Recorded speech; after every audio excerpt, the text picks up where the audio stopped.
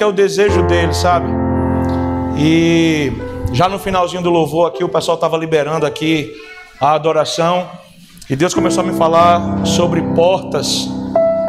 E aí o pastor chegou aqui e ele cantou 3 canções. E eu não sei se vocês se deram conta daquilo que vocês estavam declarando. Primeiro, vocês disseram que era a casa do Senhor. E por ser a casa do Senhor, vocês entenderam que há um perdão que é completo. Depois nós declaramos que não há ferrolho nem porta. Não há nada que fique de pé diante do comando da voz daquele que tudo criou. Amém? Você crê nisso? Você crê nisso? E por último nós cantamos sobre o grande encontro. Nós o veremos face a face. Nós não apenas cantaremos, nós não apenas sentiremos a presença dele, nós vamos poder tocar o Senhor. E aí eu queria que você abrisse a sua Bíblia na palavra que Deus estava trazendo ao meu coração, antes mesmo do pastor começar aqui a cantar. E eu comecei a entender sobre essa porta. E é uma palavra que Deus tem feito queimar no meu coração já há algum tempo. E eu creio que estes são dias onde Deus, Ele tem levantado homens específicos para uma tarefa específica no Brasil. E eu creio que o Senhor tem chamado homens que são abridores de porta. E eu creio que o Senhor, viu, pastor Tiago? Eu creio que você, meu amigo, você já é meu amigo, viu? Agora tá ferrado. Depois que eu encango, eu sou pegajoso mesmo, vou logo avisando. E ó, você, meu amigo, você é um porteiro nessa cidade, sabe? E o que hoje eu quero liberar aqui do meu coração, eu quero muito que toque você, a sua casa. Eu quero que toque muito o seu coração, porque eu creio que é o que vai se estender para a igreja. Eu não vim aqui pregar para On Grace, eu vim aqui pregar para a igreja de Vitória. E eu creio que a On Grace é uma porta dessa cidade. Creio nisso de todo o meu coração. E eu queria que você tivesse assim com o seu coração disponível e disposto para o que Deus quer liberar aqui hoje. Nós não viemos aqui hoje para estabelecer uma placa de igreja, embora estejamos celebrando o aniversário dessa linda casa. E eu estava entrando aqui, a gente estava se olhando, né? Os meninos. E, cara, vocês parecem demais com a gente. Se a gente fosse irmão, dizer que a gente foi trocado na maternidade, colocado separado, que a gente é junto. E eu estou me sentindo em casa aqui, de verdade, de verdade. Estou me sentindo em casa com a movimentação de vocês, me sentindo em casa com as canções, me sentindo em casa com a liberdade que tem sido liberada aqui, me sentindo em casa e ver o pastor liberando algo aqui tão precioso. Eu confesso para vocês que vocês vão perceber, eu sou um cara meio estranho, sabe? De verdade. Então eu gosto de coisa meio estranha, eu não gosto muito de liturgia, sabe? Eu acho que eu fiquei meio empanzinado, sabe, Tony, de liturgia. Eu não gosto muito de liturgia, então eu gosto de um ambiente onde o Espírito Santo é livre para dizer o que é que vai acontecer, sabe? Deus, ele não cabe no nosso cronômetro, Deus, ele não cabe na nossa caixinha. Então, cara, de verdade, do fundo do meu coração, se você parar para ouvir o que Deus quer liberar hoje, eu tenho certeza que o seu coração vai ser rasgado pela glória de Deus. Eu tenho certeza de que a sua alma vai ser inflamada pelo fogo do Espírito Santo. Que o leão de Judá ruja nesse lugar de maneira feroz, amém? Você pode levantar a sua mão direita assim? Por que a mão direita? Porque a mão direita, ela simboliza o favor de Deus. E hoje aqui nós estamos querendo o favor de Deus, amém? Então diga assim comigo: Jesus, nós reconhecemos que Vitória só tem um Senhor, e Ele está assentado no trono. O nome dele é Yeshua. Nós reconhecemos que você é o Senhor da nossa cidade. E nós estamos aqui hoje porque queremos experimentar e ouvir a tua presença e a tua voz. Por isso, leão de Judá, ruja nesse lugar. Faça esse lugar tremer com a tua glória. Em nome de Jesus. Amém. Olha para o irmão que está do teu lado. Eu tento muito não fazer isso, mas eu não consigo. Olha para o irmão que está do lado e diga assim: você teve a chance de ir embora quando estava tudo apagado. Mas já que você ficou, papai vai te pegar.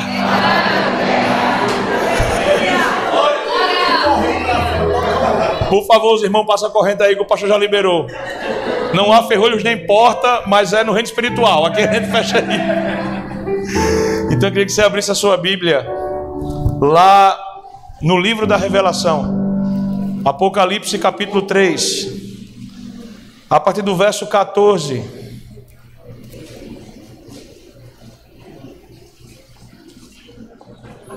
Apocalipse capítulo 3, a partir do verso 14. E nós vamos caminhar por alguns textos bíblicos nessa noite.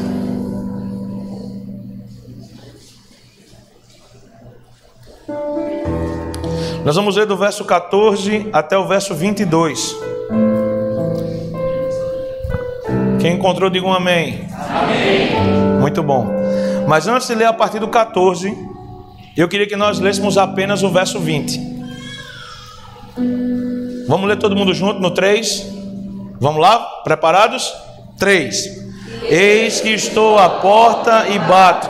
Se alguém ouvir a minha voz e abrir a porta, entrarei até uma casa e cearei e ele comigo. Se alguém abrir,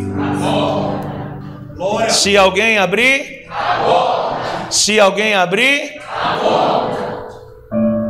sabe, quando nós lemos esse texto, às vezes a gente pensa que está falando assim, né? Jesus está na portinha do nosso coração e Ele está batendo ali dizendo: filho, deixa eu entrar, queria tanto estar aí dentro com você. Parece que quando a gente lê esse texto, a gente está vendo um Jesus que está querendo entrar na vida de alguém para trazer um milagre, para trazer uma bênção, para trazer um toque de refrigério.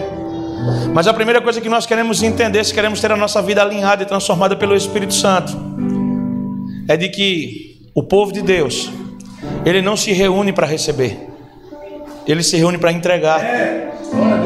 Quando nós estamos indo à casa do Senhor, a gente não vai para receber nada, a gente vai para entregar tudo. E é isso que faz diferença. Porque é que o texto aqui fala no verso 20 que Ele está à porta e bate. Porque aqui fala de uma igreja que deixou Jesus do lado de fora. E hoje a minha oração é para que vocês ajudem os irmãos que estão se levantando com remanescentes em Vitória, para abrir essa porta, cara, porque eu creio que Jesus está entrando nessa cidade. Eu creio que algo incrível vai acontecer em Vitória nos próximos dias. Eu estou com esse sentimento no meu coração. Agora vamos ler do início, porque essa foi a parte boa, né? Agora vem a parte que é um pouquinho difícil, mas eu prometo que até o final você vai me amar, em nome de Jesus. Pode ser que você fique chateado um pouquinho no meio, mas faz parte. A partir do verso 14 diz assim a palavra: e ao anjo da igreja de Laodiceia escreve: isto diz o Amém, a testemunha fiel e verdadeira, o princípio da criação de Deus. Conheço as tuas obras, que não és frio e nem quente. Quem deras fosse frio ou quente. Assim, porque és morno e não és frio nem quente, vomitar-te-ei da minha boca. Como dizes, rico sou e estou enriquecido e de nada tenho falta, e não sabes que és um desgraçado e miserável e pobre e cego e nu. Aconselho-te que de mim compres ouro refinado no fogo, para que te enriqueças, e roupas brancas, para que te vistas, e não apareça a vergonha da tua nudez, e que unja os teus olhos com colírio, para que vejas. Eu repreendo e castigo a todos quanto amo. Sê, pois, zeloso e arrepende-te.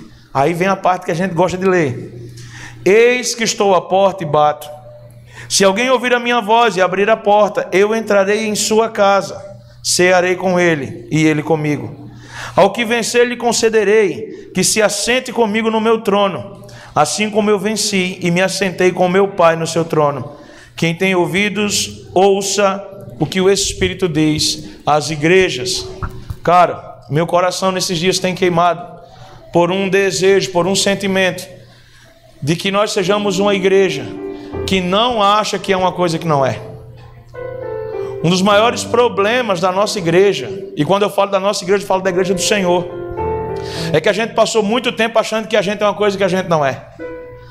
A gente começou a se garantir demais naquilo que a gente tinha. Olha que coisa mais linda, meu Deus. Quem é que está seguindo minha filha aqui?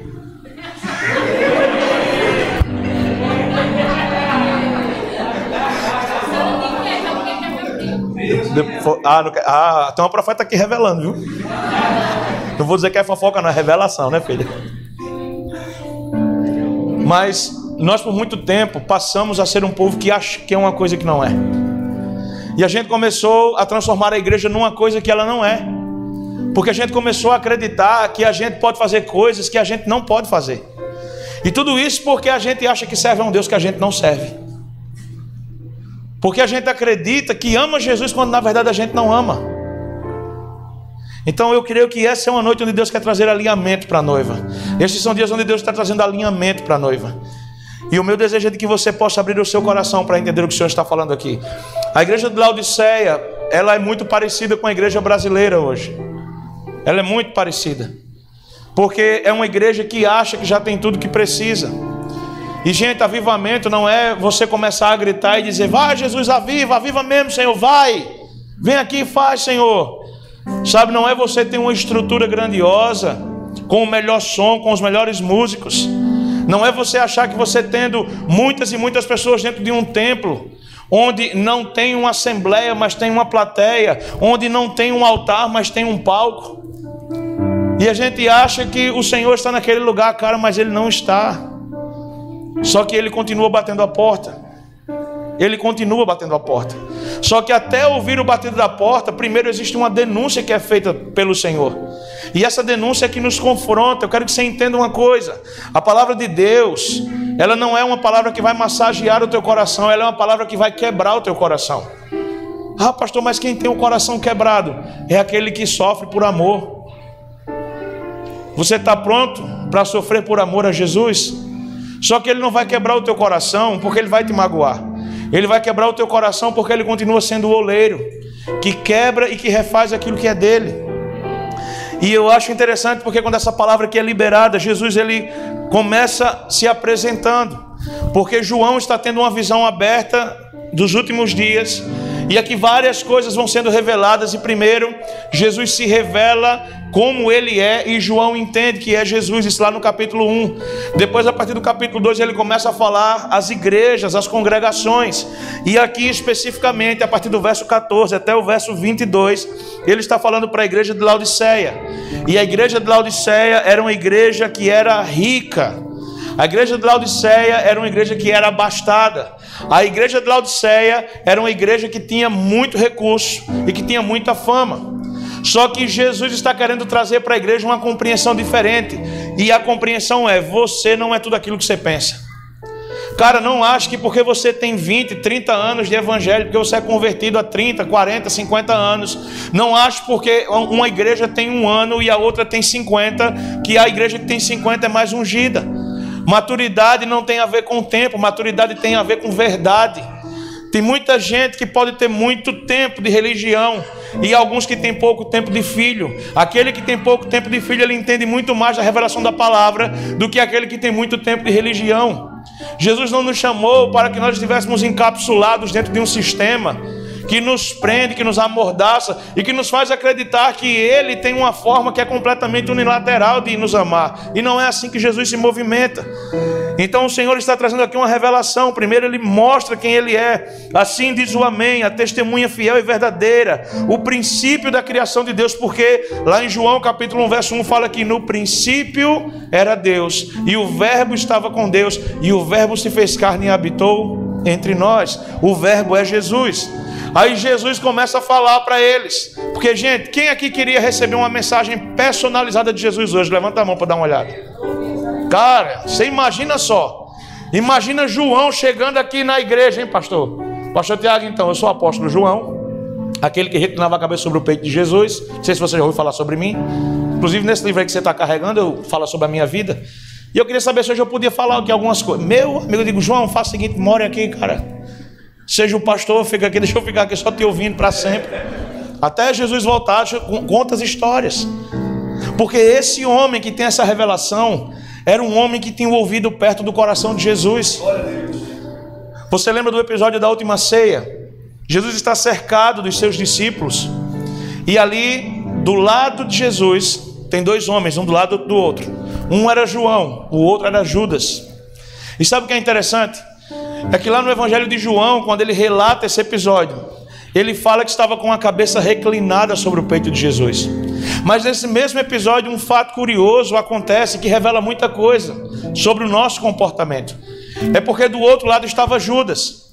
E quando questionado, porque Jesus estava dizendo: ó, um dentre vocês aqui vai me trair. E aí quando perguntaram assim: mas quem é, Senhor? Qual de nós vai te trair? Eu fico imaginando os discípulos um para a cara do outro assim, tipo, quem será? Quem será que vai trair o Senhor? E aí, cara, Jesus diz assim: o que vai me trair é aquele que come do meu prato. Então, porque a gente sabe que Judas naquele momento estava com a mão no prato de Jesus? Porque o que Jesus revela mais na frente é anunciado. Judas foi aquele que traiu Jesus, todos nós sabemos disso, amém? Sabe qual é o problema, igreja? É que ao invés de ser uma igreja que reclina a cabeça sobre o peito dele, a gente aprendeu a ser uma igreja que coloca a mão no prato dele. A gente não quer ouvir o coração dele, a gente quer comer daquilo que está diante dele. A gente está preocupado em receber o nosso milagre, a nossa bênção, a nossa cura. A gente não quer ele, a gente quer o que ele pode dar. Judas não queria quem era Jesus, ele queria o que Jesus podia dar. E cara, sinceramente, quando você vem aqui à igreja, você vem porque você quer Jesus ou porque você quer restaurar o seu casamento? Você vem porque você quer Jesus ou porque você quer que os seus negócios prosperem? Você vem porque você quer Jesus ou porque você quer conseguir um marido, quer conseguir uma esposa?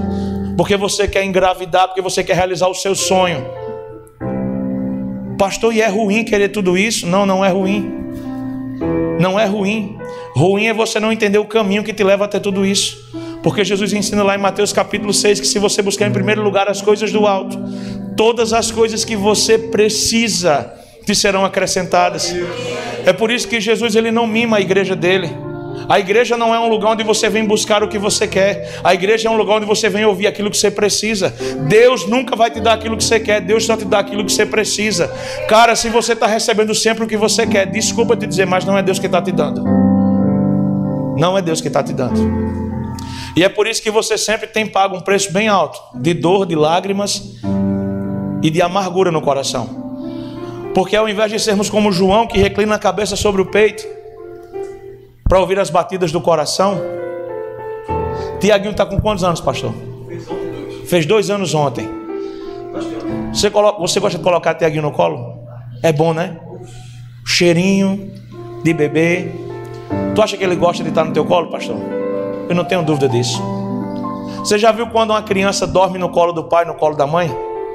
Às vezes na igreja a gente fica vendo, ele se derrama inteiro. Parece uma tartaruguinha, meu Deus. Fica todo aberto, ele não está nem aí. Ele não está preocupado em agarrar, porque ele sabe que está seguro. A diferença do religioso para o filho é que o religioso precisa estar agarrado com algo. O filho está abandonado nos braços do pai, porque ele sabe que o pai não vai deixar cair, cara.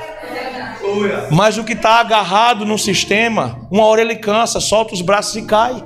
É por isso que tem tanta gente que está na igreja e você diz, cara, fulano era uma bênção, fulano era maravilhoso, cantava, ministrava, quando ele falava, o céu descia, mas é porque ele caiu, porque ele estava abraçado a um sistema religioso, ele não estava abandonado nos braços do pai. Então, quem reclina a cabeça sobre o peito do pai é diferente daquele que está colocando a mão no prato. Então a gente precisa olhar para a nossa vida e pensar, cara, hoje eu sou mais parecido com João ou mais parecido com Judas. Quando você vai orar, o que é que você faz? Você chega lá, coloca a sua cara no pó e diz, Deus, fala comigo. Ou você chega lá com a sua lista pronta, querendo dizer a Deus como ele tem que fazer, em quem ele tem que fazer, da maneira que ele tem que fazer, no tempo que ele tem que fazer. E ainda tem uns que chegam com a cara mais cínica dizendo, eu determino. A sorte desse cabo é que Deus é Deus, não sou eu. Porque, perdão pela heresia, viu, pastor? Mas eu sendo Deus, numa situação como essa, ele dizendo, eu determino. Quando ele chegasse antes, eu determino. Eu disse, você determina e eu te termino. Fulmina. Farto fulminante, tome. Vem determinar aqui. Aqui não. E vai dar errado. Nós não podemos ser um povo que olha para Deus como se Deus fosse alguém mecânico. Sabe quando você devolve o dízimo na igreja, quando você alça oferta, você não está fazendo isso para pagar uma mensalidade para fazer parte de um clube religioso. Você não está dando dinheiro para o pastor. E gente, isso é tão medíocre pensar isso. Você não está dando dinheiro para o pastor. Pastor, mas tem pastor que é ladrão. Tem político que é ladrão, né?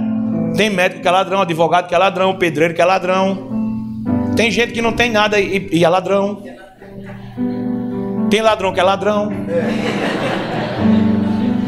E segundo o versículo apócrifo, eles têm 100 anos de perdão. Eu aprendi uma coisa na minha vida, sabe, gente? O meu compromisso com a verdade é meu. O compromisso da verdade do outro é dele. Então, se a Bíblia fala que eu tenho que cuidar da casa do Pai, o meu compromisso é de entregar. Se aquele que recebeu a responsabilidade de cuidar dos recursos usar o dinheiro de forma indevida, cara, quem vai para o inferno é ele, não sou eu. Sabe por quê? Porque a missão da igreja não é construir um templo grande.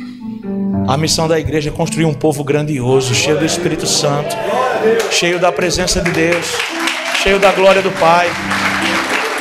Essa é a missão da igreja. Não acha que uma igreja tem sucesso. Quando menino, tu viu como a igreja começou? Era desse tamanho. Gente, quando a fonte começou, a fonte era dessa coluna para essa aqui, pastor. E tinha uma coluna no meio. E eu ficava pregando para a igreja lotada. E umas 7 pessoas na igreja. Eu ficava aqui pregando, né? Eu, Mores é Cristo, é minha esposa, tá? É que eu não consigo chamar de Cristo, é muito estranho. Eu chamo de Mores. É mais fácil também, né? E eu ficava pregando aqui, minha gente. Era difícil demais. O ministério de louvor, hein? José Raimilson de Melo Júnior. O nome dele é esse mesmo, é sério. Se você falar rápido 10 vezes, você é batizado do Espírito Santo e ora em línguas. Olha, já recebeu a criança, aleluia. Gente, eu ficava aqui, pregando que eu tinha que escolher para que parte, né? Aí era uma parte da mensagem aqui, aí eu voltava para cá, vinha outra parte. Tinha dia que eu dizia, Deus, esse negócio está errado, Senhor. Meu Deus, o negócio não avança.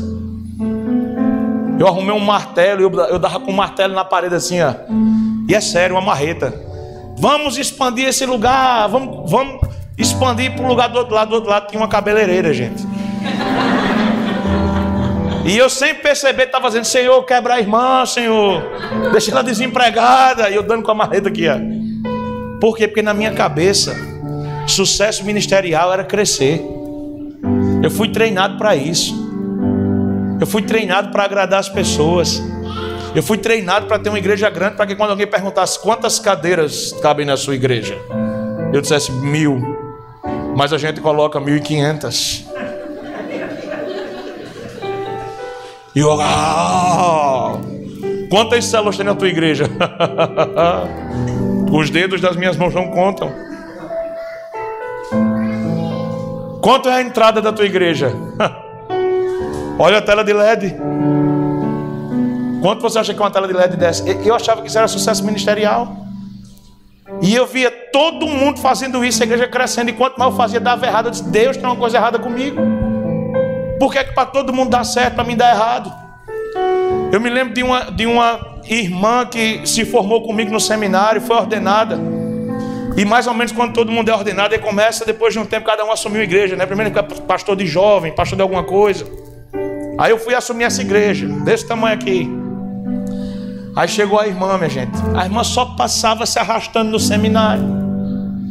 Ela dizia, quando eu vou pregar eu fico tão nervosa. Eu dizia, pois eu? Solta o microfone na minha mão para tu ver. Ah, minha gente. Aí um dia eu estava na reunião e ela disse, Edilson, o que foi? Ela, vou começar a pastorear uma igreja. Aí eu pensei, meu amigo, coitada da irmã. Porque se a minha é desse tamanho, imagina da irmã. Ela disse, tu não vai acreditar. Eu disse, o que foi? Que eu já pronto para dizer, né? Deus é contigo, irmã. Seja forte e corajosa. Ela Ela disse, eu estou com muito temor. Eu disse, eu sei como é, irmã. Mas Deus vai te dar vitória. Já aqui pronto para liberar, né? Aí ela disse, eu estou com muito temor. Porque a igreja que eu vou pastorear, o templo é próprio. Eu não vou pagar aluguel. Cabem 300 pessoas. Eu vou receber um salário, Edilson. Minha gente, subiu dentro de mim uma inveja tão infeliz. E eu disse, glória a Deus. Olha, quer descobrir quando um crente está com inveja de você? É quando ele diz glória a Deus com os dentes cerrados. Glória a Deus. Ele está morrendo de inveja. O olho começa logo a tremer. Ele fica, que bênção, irmã. E ela dizendo, sabe, já tem ministério de louvor. E agora ele vai colocar os ar-condicionados. E tu acredita que tem um espaço do lado enorme, que é 2 vezes maior do que a igreja? Aí era que eu, glória a Deus. Eu tava quase mordendo a mão dela, tanta raiva que eu tava. Aí, gente, naquele dia eu fui diante de Deus, né? Senhor, como é que pode, Deus? Estou aqui orando, pagando preço. Essa criatura quase não se forma no seminário. Tem vergonha de falar em público, fica nervosa. E eu aqui, Senhor, praticamente a 4ª pessoa da Trindade. Mas aí, gente, diante do meu lamento, eu disse uma coisa. Eu disse, Deus, por que é que para mim tudo é mais difícil? Ah, minha gente. Aí ele rugiu, viu? Aí rugiu assim feroz. E Deus me lembrou de uma coisa. Eu fui ordenado no final de 2009, em Jaboatão dos Guararapes. E um dia antes da minha ordenação, eu estava num retiro da igreja que eu fazia parte. Eu estava num retiro. E um dia antes da minha ordenação, eu fui fazer uma oração. E eu me dobrei diante do Senhor, me prostrei diante do Senhor. E a minha oração foi, Deus, amanhã eu vou ser ordenado sacerdote na tua casa. E eu queria fazer um pedido para o Senhor. Se eu for me corromper, se eu for ser um pastor que só quer servir por causa do dinheiro, se eu for alguém que vai buscar fama, reconhecimento, porque eu vejo tanto isso, Senhor. Se eu for alguém que vai buscar sempre o modo mais fácil, não me deixa acordar amanhã, não. Porque eu não quero ser um pastor que tem vergonha. E eu queria te pedir outra coisa, Pai. Eu queria pedir que o Senhor fizesse na minha vida do seu jeito. Eu não quero que os homens me deem, eu quero que o Senhor me dê. E aí naquele dia que eu estava ali, comigo tudo é mais difícil. O Espírito Santo disse, lembra? Eu disse, de que, Senhor? Ele disse, um dia antes da sua ordenação você fez uma oração. E eu estava lá ouvindo. Não é que para você é difícil, mas você pediu para que fosse do meu jeito.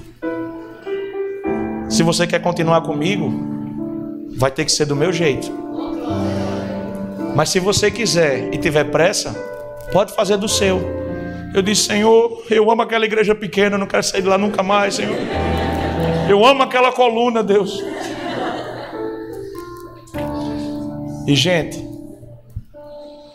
hoje eu pastorei uma igreja que a minha sala,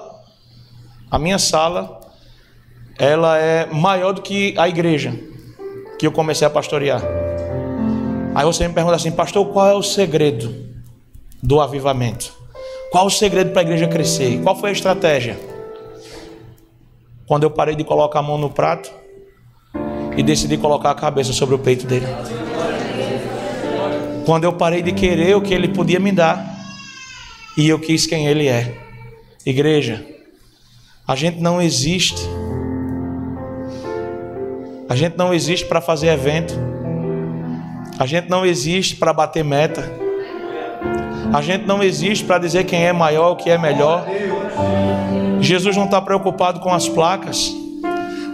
Quando Jesus nos olha, Ele não olha para uma placa. E a gente não pode ser um povo que levanta uma placa.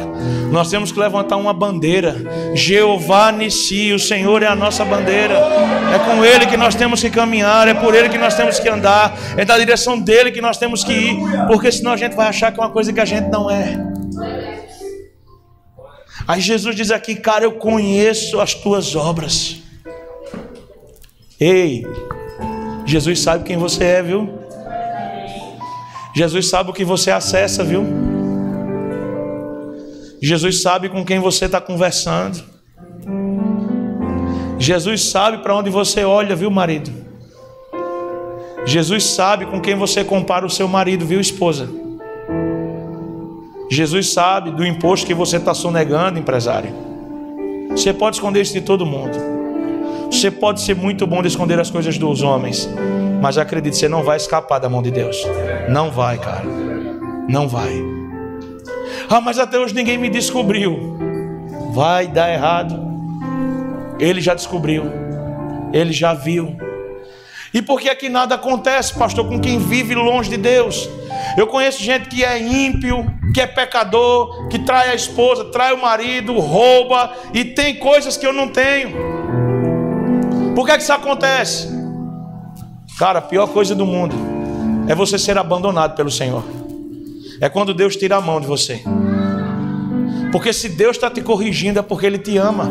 Porque a Bíblia fala que o Senhor, Ele corrige os filhos, porque Ele só corrige quem Ele ama. Quando Ele não ama, cara, Ele abandona. Então, se você está sendo corrigido, é porque Deus ama você. Não queira experimentar o que é estar longe do Senhor. Não queira experimentar o que é ter muito dinheiro e não ter a presença do Pai. Não queira experimentar o que é poder comprar aquilo que você quiser, mas não ter o Deus que você precisa. Isso é a pior coisa que pode acontecer. Então o Senhor está dizendo aqui para essa igreja: eu conheço as tuas obras, que não és frio e nem quente.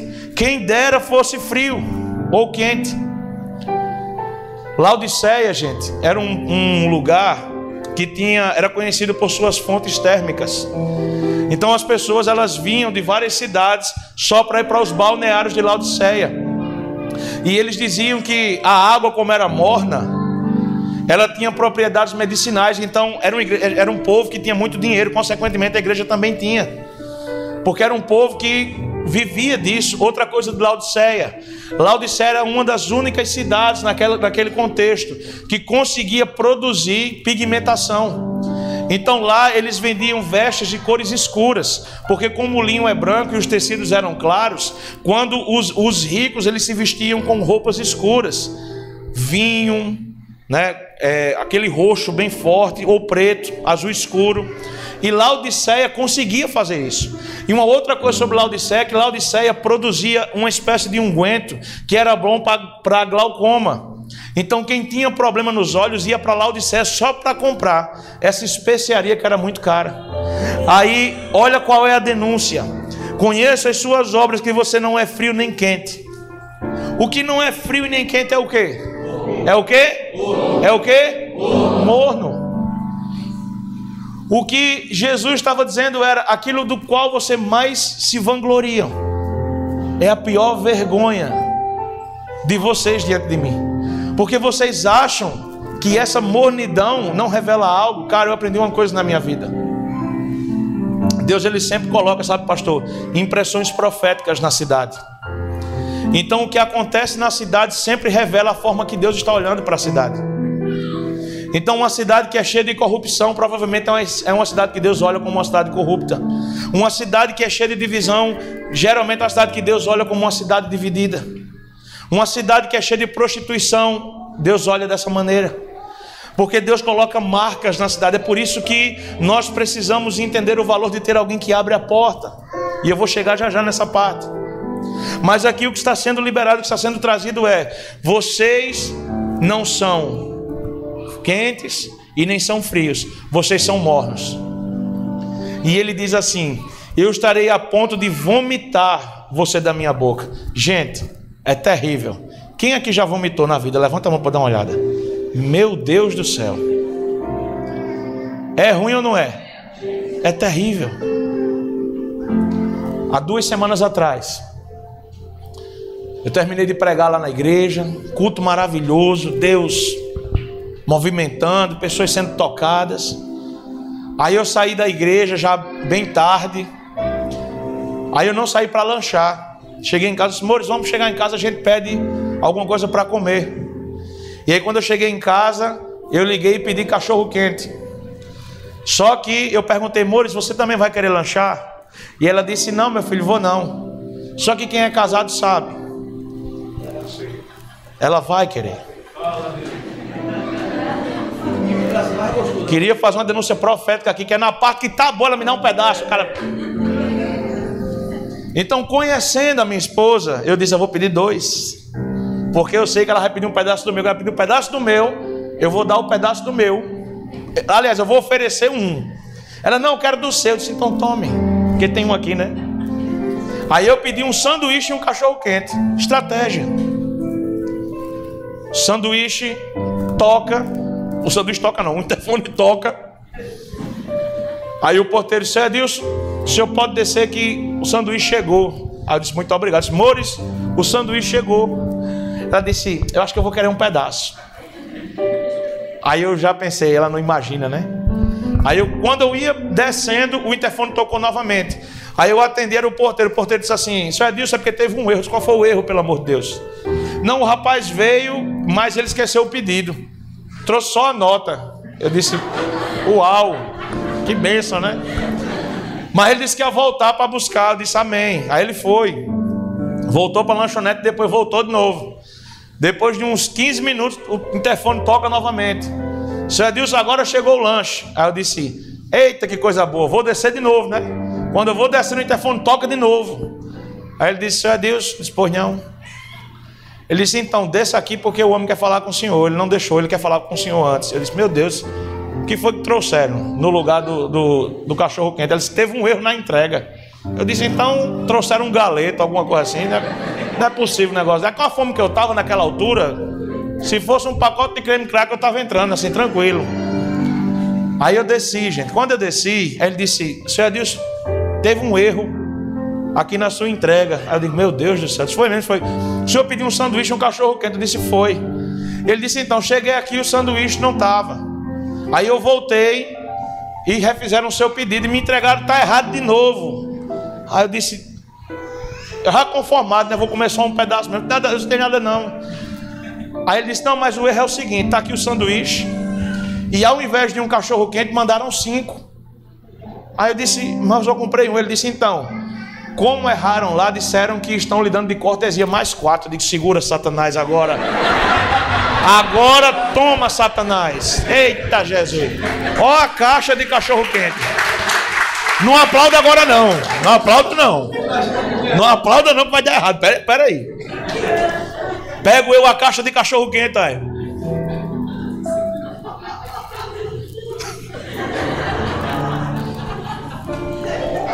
Lá vou eu com minha vitória. Caixa de cachorro quente do tamanho do teclado aqui, eu passando. O pobre do entregador ficou olhando para mim. O porteiro disse: rapaz. E ó, para lá, Satanás olhando para minhas coisas.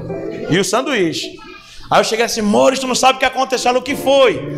Não veio um cachorro quente não. Tem nada não, como um pedaço do seu, você come o resto. Eu disse: ó a caixa, tome. Ela: que é isso? Vieram 5. 5? 5? Aí ela disse: então vou comer um. Eu disse: um pedaço do seu sanduíche. Eu disse: claro, né? Aí ela comeu só um pedaço do meu sanduíche. Foi comer um cachorro quente, não aguentou, comeu só a metade. Eu digo: agora Edilson Augusto sentou na mesa, abriu uma água com gás, ketchup, maionese do lado, abriu o bicho de cachorro quente assim, ó. Eu digo: humilhar Satanás agora, né? Com a fome, o leão rugindo aqui dentro. Comi o sanduíche, comi o cachorro quente que ela deixou, comi mais um, eles ficou 2, ficaram 2. Vou guardar, amanhã eu esquento e como. Aí guardei na geladeira, tá lá, caixa de avivamento. Segunda-feira pela manhã eu acordo para fazer a live. Quem é que já assistiu a live? Assista a live. Acordei para fazer a live, aí estava no meio da live, de repente...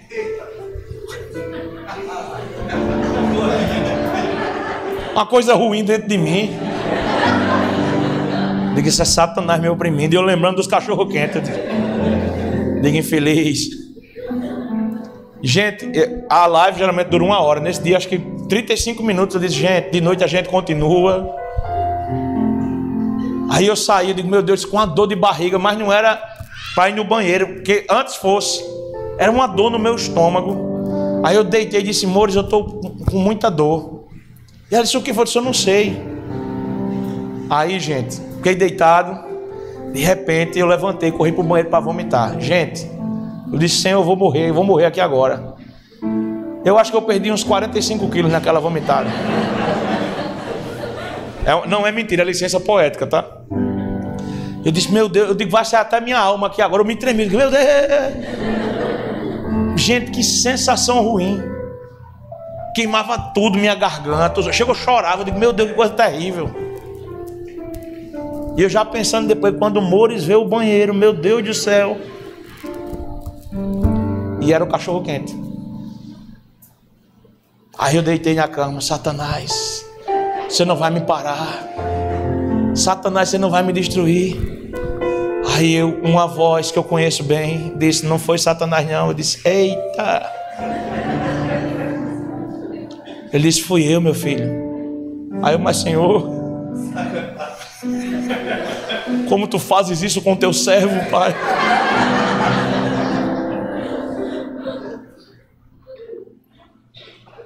Ele disse, meu filho, quando você desceu e pegou o cachorro quente, você recebeu uma porção maior do que você merecia. E era muito maior, era algo abundante. E você saiu com aquilo como um troféu. Você olhou para o entregador, você olhou para o porteiro, você não teve coragem de dar um cachorro quente para eles. Sabe por que você vomitou? Aí eu disse, por quê, Senhor? Ele disse, porque como o seu corpo se sentiu, é como eu me sinto quando eu dou para a minha igreja uma medida abundante, e ao invés de partilhar com os irmãos, ela quer guardar tudo só para ela. Eu vomito gente assim. E não ache que porque sua igreja cresceu, não ache porque tem pessoas te seguindo, não ache que eu não estou lhe observando. Se você fizer isso, quando eu te der uma medida grande, eu vou te vomitar. Glória a Deus. Cara, escuta o que eu vou te dizer. Tudo que Deus te dá não é só para você, é para você também. Toca no irmão que está do teu lado e diz assim, eu quero compartilhar contigo. Diga, eu quero dividir com você, cara. Diga assim, eu não tenho nada, mas eu quero dividir mesmo assim. Tem gente que diz, né, não, deixei tudo para seguir Jesus, mas não tinha nada. Não, renunciei a tudo, não tinha nada, meu Deus. Nós não podemos ser um povo que Jesus vai vomitar. E eu chorei, eu digo, Senhor, me perdoe, porque eu não quero causar no Senhor aquilo que foi causado no meu corpo. Eu não quero que o Senhor sinta o que o meu corpo sentiu por causa de mim. E o texto continua, verso 17. Como dizes, rico sou e estou enriquecido e de nada tenho falta. Isso aqui fala de identidade de uma igreja que acha que tem o que não tem, que acha que é o que não é, que acha que pode o que não pode. Aí Jesus vem e traz uma verdade sobre a identidade. Você não sabe que você é um desgraçado, miserável, pobre, cego e nu. Cara, não é o diabo dizendo, não, é Jesus. É Jesus dizendo. Sabe por que Jesus está revelando o que há de ruim? Sabe por que Jesus está revelando o que há de errado? É porque você só pode consertar o que está quebrado quando você identifica o erro. Você só pode corrigir aquilo que está fora do curso quando você identifica onde está a falha. Uma igreja que não é confrontada é uma igreja que não amadurece, é uma igreja que não cresce, é uma igreja que não muda. Então é uma igreja que vai estar sempre competindo para ver quem é maior, para ver quem é melhor, para ver quem faz o melhor evento, para ver quem é. Aí coloca adesivo no carro: eu sou feliz porque eu sou evangélico. Você é feliz porque você é besta. Pastor, desculpa, na minha igreja eu falo besta com os irmãos. E lá eles gostam, aqui eu acho que... Você é feliz porque você é bobo. Para com isso, gente. Claro, a gente tem que divulgar a nossa casa, a gente quer que as pessoas vivam o que a gente está vivendo, é óbvio. Mas, cara, tem gente que chegou na fonte, e disse: pastor, eu estava desviado da minha igreja, porque eu não sentia Deus mais na pregação do meu pastor, eu não sentia Deus mais na minha igreja, e eu vim para cá, e Deus me tratou, me curou, e agora eu quero voltar para lá, porque eu quero levar o que eu recebi aqui. Eu disse: vá, mulher, segure na mão de Deus e vá. Porque as pessoas não são nossas, não nos pertencem. Nós somos apenas amigos do noivo, pastor Tiago.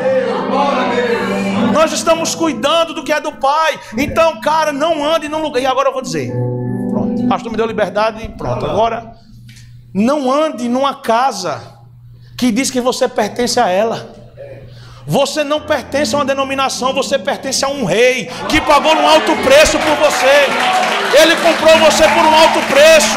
Ele derramou sangue por causa de você. Você não é propriedade de homens, você é propriedade do Senhor, que morreu e que vai voltar por você, cara. Aí fica brigando porque pertence, né? Você pertence a Jesus. Foi Jesus quem morreu por você. Foi Jesus quem foi preparar um lugar. Foi Jesus que disse que voltaria e levaria você para Ele mesmo. É Jesus que tem poder de fazer isso. Então o nosso papel como igreja é de apontar para o Pai. Seja não Grace, seja em outro lugar. Cara, tem gente que vai chegar para ser filho. Tem gente que vai chegar para ser tratado e para ser flecha, para ser lançada. É assim que é. A gente não pode ficar com essa, sabe, querendo prender o outro. Não, mas fica aqui, por favor, fica aqui. Teu dízimo é tão importante. Ah, pastor, porque meu dízimo, né? Uma vez um irmão chegou para mim e disse: pastor, meu dízimo é tanto. Eu disse: o que é que eu tenho a ver com isso? Ele disse: não, porque na igreja que eu era, tinha que dizer quanto era o dízimo. Eu disse: eu não sei nem quanto é o dízimo da igreja. E é verdade, eu não sei. Você me perguntou hoje: pastor, quanto é a entrada financeira da igreja? Eu não sei. A melhor coisa, pastor, eu só pergunto para a tesouraria: como é que está as finanças? Tá bem, pastor. Tá bem? Amém. Igreja, as finanças estão bem, vamos manter assim. Como é que está, pastor? Está mal. Igreja, vai dar errado, viu? Está mal. Eu não quero saber quanto é o seu dízimo, porque para mim você não é um cifrão, cara. Você para mim não é o seu talento, sabe? Nós não queremos vocês músicos. Cara, a coisa mais incrível que vocês têm não é o que vocês fazem, é quem vocês são. Sabe, o pastor de vocês não vai deixar de amá-lo se amanhã você não puder tocar mais, cara. Viu, filho? E para você eu queria dizer uma coisa, cara. Sabe o que eu quero dizer para você? É que Deus não te criou para um palco, Ele te criou para um altar. Para um altar. Para um altar.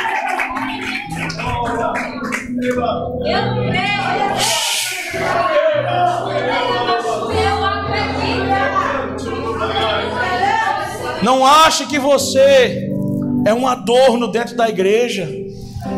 Não, cara, você é um filho. Você é uma pedra viva. Sabe, não é sobre alguém falando e o restante fazendo assim.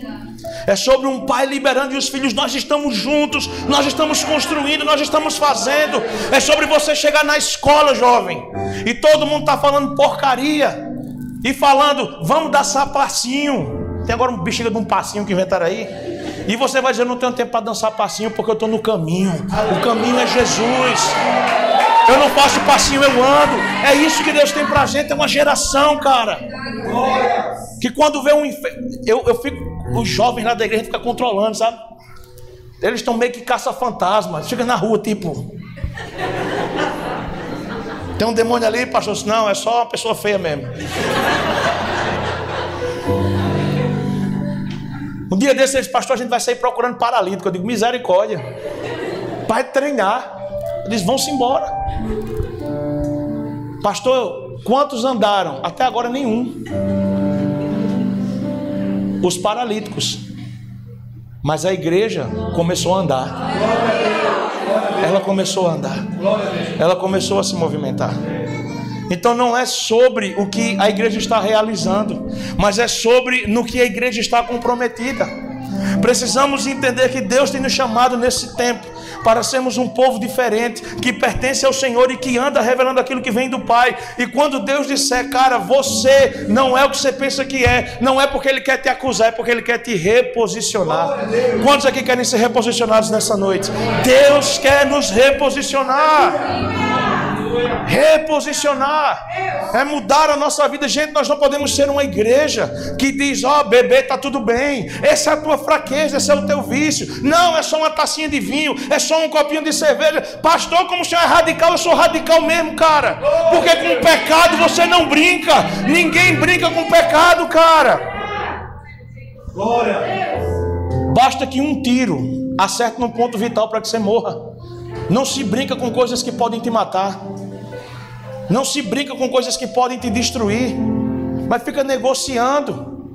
Sabe, de noite está no culto tirando foto. Mas quando tem, eu não sei como é que chama aqui, mas lá em João Pessoa tem um festa de verão, que vem os cantores famosos aí. Aí vai o povo para lá. Os crentes da igreja estão lá fazendo selfie. Não sei quem, com um copo de cerveja na mão, dança. E de noite estão na igreja. Aleluia, glória a Deus.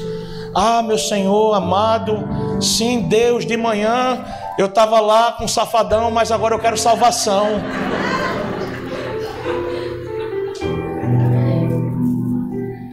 Pastor, o que é que vai acontecer se eu fizer isso? Você vai para o inferno. Pastor, que coisa dura. É, cara, é isso que a Bíblia fala. Eu queria dizer para você que, ó, tudo bem, você é jovem. Não, cara, não tem negócio de você é jovem, não. Se você conheceu Jesus, Jesus é a sua melhor escolha. Na casa de Deus tem alegria. Aí a gente olha um show, é um nojento desse do mundo. O povo vai fazendo, jogando o celular para os cantores. Tira a foto da gente. Aí o cantor tira a foto. O cantor sobe. Coloca o nome do... Canta todas as músicas. Chega na igreja, o ministério fica, levanta a mão. E cara... Caia fogo do céu, eu sei. Termina mais nunca. Ah, porque... Não, porque... Estou no processo, né, pastor? Não, porque eu fico tímido na igreja. Cara, você não era tímido para ficar com um e com o outro na micareta? Você gritava o nome dos cantores, sabia todas as músicas. Mas quando é para gritar o nome de Jesus, você fica intimidado. Sabe por que é? É porque você não ama Jesus como deveria amar, cara. Eu sou uma pessoa que eu me considero fora da caixinha. Porque quando eu era do mundo, eu era intenso. Eu sempre fui uma pessoa muito intensa. Então quando eu era do mundo, eu era intenso. Eu era comunicativo, eu queria fazer, eu gritava. Eu organizava festa em casa só para ficar paquerando. Era só desculpa. Quando eu me converti, eu disse, cara, eu tenho que ser melhor. Eu ia dizer pior, mas eu tenho que ser melhor do que eu era quando eu não conhecia Jesus. Então eu quero dizer para você, se você era alguém que chegava em casa arrastado de cachaça, chegue agora em casa embriagado pelo Espírito Santo, cara. Se você era alguém que colocava um CD em casa de uma música, essa música velha, ficava gritando, cantando a canção, quando viu o artista chorava. Mas chega na casa de Deus, cara, e nada acontece. Você entra na igreja, sai e está do mesmo jeito. Sabe por quê? Porque você funciona, você não flui. Deus não quer que você funcione, Deus quer que você flua. Deus não quer que você chegue aqui e cante, Ele quer que você chegue aqui e adore. Ele não quer que você chegue aqui e ouça. Ele quer que você chegue aqui e tome posse do que está sendo liberado, do que Ele está trazendo, do que Ele está fazendo. Mas não, aí fica com essa vida dupla. Pastor, mas os meus amigos são todos do mundo. Cara, que bênção. Olha a colheita que você tem. Mas você não vai ganhar ninguém sendo um hipócrita, cara. Você não vai ganhar ninguém colocando foto de noite no culto e sábado à noite está no barzinho sentado tomando cerveja com eles, porque você é uma fraude. Deus não sabe quem você é. Você sabe quem Ele é, mas Ele não sabe quem você é. É por isso que Ele não te usa. É por isso que você diz, não, tem gente que acha que é um agente secreto da igreja. A unção de 007, eu sou um espião. Cara, sabe o que é que eu sinto no meu coração aqui agora? De verdade. Enquanto eu estava falando aqui agora, Deus me mostrava. Quem é que já viu aqueles brinquedinhos de bonecos do exército de plástico, pequenininho? Você lembra de guerra, boneco do exército? É bem antigo, né? Comandos em ação. Comandos em ação. Vocês não sabem o que é isso, não. É tipo Call of Duty, só que um boneco e não está dentro da TV.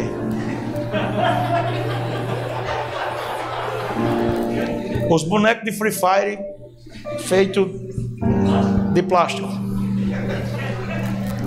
Deus me dava uma visão aqui quando eu estava falando de vários bonecos, sabe, de plástico. E o que o Senhor me fala é: eu estou querendo transformar um exército falso num exército verdadeiro, cara. De um povo que não se parece, um povo que não parece, um povo que é meu. Você não tem que ser parecido. Parece que eu sou de Deus. Não, você tem que ser de Deus, cara. É ser de verdade. E ser de verdade exige algo. Exige um preço, exige renúncia, exige arrependimento, exige mudança. E essa é uma noite onde Deus quer trazer mudança para o seu coração. Não, você não é um espelho que reflete a imagem do Senhor, cara. Não é. O que Ele está dizendo aqui é que antes nós precisamos olhar a miséria que há em nós, a sujeira que há em nós, a depravação que há em nós, para que a nossa natureza mude. Lá em João capítulo 3, Jesus ele tem um diálogo com um homem da lei chamado Nicodemos. Aquele homem que achava que conhecia, que entendia muitas coisas, ele senta para conversar com Jesus e Jesus diz: Nicodemos, necessário é nascer de novo, cara. Porque o cara é meu, pelo amor de Deus, não está escrito cara lá na Bíblia não, essa parte é minha. É necessário nascer de novo, porque o que não nascer da água e do Espírito não poderá ver o reino de Deus. Aí Nicodemos, de forma natural, diz: mas como eu, velho, posso entrar no ventre da minha mãe e nascer de novo? Aí Jesus diz: Nicodemos, você sabe de tantas coisas, mas você não entende das coisas do Espírito. E lá em João capítulo 3, verso 6, ele diz assim: Nicodemos, aquilo que nasce da carne é carne, mas o que nasce do Espírito é Espírito.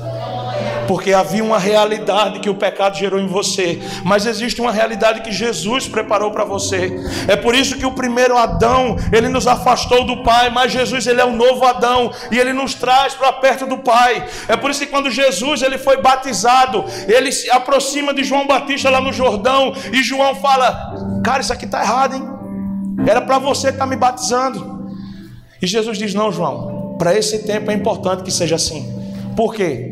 Por que é que Jesus foi batizado se Jesus não pecou e o batismo é para a remissão dos pecados? Vocês já se perguntaram isso? Tipo, por que é que Jesus foi batizado? Se ele não teve pecado, o que é que ele foi remir?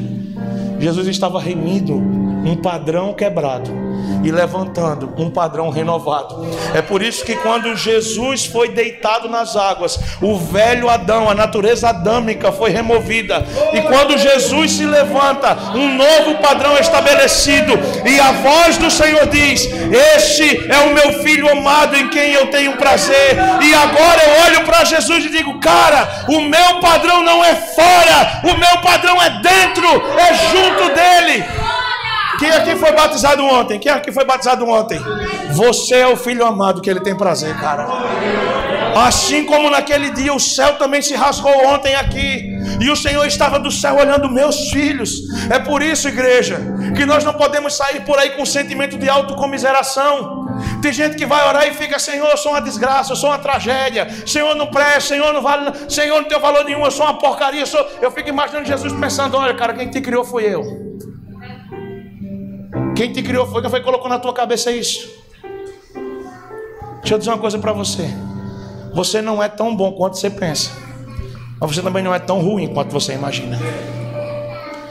Jesus tem um padrão de equilíbrio para você. Quando Jesus levantou das águas, o mundo conheceu um novo padrão. O que nasce da carne é carne, o que nasce do Espírito é Espírito. A palavra para novo nascimento, lá em João 3, é a palavra protótipos, ou seja, não existia e agora existe. Ou seja, cara, quando você conhece Jesus, o sinal é de que você deixa de ser quem você era para se tornar quem Cristo quer que você seja. Se não tem mudança é porque não teve conversão. Tem que ter mudança. Eu não conseguia perdoar, mas agora eu perdoo. Eu não conseguia abandonar, mas agora eu abandono. Eu não conseguia deixar, mas agora eu deixo. Por quê? Porque eu nasci de novo. Porque eu não sou mais a mesma pessoa. Então a Bíblia não quer transformar você em evangélico. A Bíblia quer que você se converta em filho. Ele quer que você se torne filho. João capítulo 1, verso 12, mas a todos aos que creram nele e o que receberam como Senhor, foram-lhes dado o poder de se tornarem filhos de Deus. Não é todo mundo que é filho não, gente. É não, pastor, é não. Tem gente que fica, mas porque todo mundo é filho de Deus, né, pastor? Não, cara, não é. Aos que creram, aos que o receberam, a este foram-lhes dado o poder de se tornarem filhos de Deus. Filhos de Deus. Então não acha que porque você é evangélico você é filho. Filho se parece com o pai. Filho se parece com o pai. Filho anda como o pai. Filho quer se vestir como o pai. O meu pai, ele é militar, reformado já, Seu Santos. Quando eu era criança, meu pai chegava em casa, sabe o que é que eu fazia? Eu botava o coturno do meu pai. O coturno dava na coxa. E eu saía andando, pai, eu sou policial igual o senhor. Aí ele botava o chapéu da polícia em mim. Meu amigo, eu me sentia o próprio Rambo. E eu tava lá, ó. A gente ia almoçar e a comida do prato do meu pai era a mesma que a minha, mas era no prato dele, parecia que tinha um gosto diferente. Aí eu ficava olhando assim, aí ele fazia, venha. Aí eu sentava no colo dele. Aí ele comia e me dava. Cara, era a mesma comida. Depois eu cresci e fiquei, meu Deus, era a mesma comida. Mas porque era no prato do meu pai, parecia que era mais gostoso. Mas eu não estava botando a mão. Era ele que estava colocando na minha boca. Você não precisa colocar a mão naquilo que Deus quer colocar em você, cara. Você não precisa. Aprenda a esperar o papai te chamar para o colo, porque no momento oportuno ele vai te dar aquilo que você precisa. Mas necessário é nascer de novo. Então nós não podemos ser uma igreja que continua andando em erro. E aí Jesus dá um conselho. Aconselho-te que de mim compre ouro provado no fogo, para que te enriqueças, roupas brancas para que te vista, e não apareça a vergonha da tua nudez, e que unja os teus olhos com colírio, para que vejas. Olha o que ele está dizendo: ouro refinado. Vocês têm dinheiro, mas é impuro. Vocês têm recurso, mas é impuro. Coloca aqui, que o meu fogo vai refinar. Vocês têm pigmentação na roupa, mas vocês precisam de roupa branca, cara. Vocês sabem muito bem como pintar uma roupa, vocês sabem muito bem como esconder, vocês sabem muito bem como manchar. Mas eu quero limpar vocês. Jesus quer limpar a igreja dele nesses dias. Jesus quer limpar a igreja dele desses dias, de tudo aquilo que a gente colocou sobre a igreja, dos aditivos que nós colocamos sobre a igreja, das coisas que nós dizemos ser de Deus, mas não é. A gente criou um monte de coisa, a gente criou o jeito de se vestir, a música que tem que tocar, a gente diz como tem que ser o estilo, como tem que ser aquilo. Cara, por que é que eu disse que me sinto na fonte quando eu entro aqui? Porque a gente começou aqui tocando Paulo César Baruch, depois tocaram Hillsong, depois tocaram não sei quem, os caras estavam tocando música, corinho de fogo, cara. Porque tem irmão todo estiloso de calça rasgada e tem irmão social, uns sport fine. E a gente não está preocupado. Ah, porque a gente é igreja de surfista. Ah, porque a gente é igreja de rico. A gente é igreja de pobre. A gente é igreja do centro. A gente é igreja da periferia. Não, nós somos a igreja do alto. Nós somos a igreja de Cristo. Nós somos a igreja do Senhor. Nós somos o povo dele na terra. Nós somos a representação do céu aqui na terra. Ah, cara. E ele...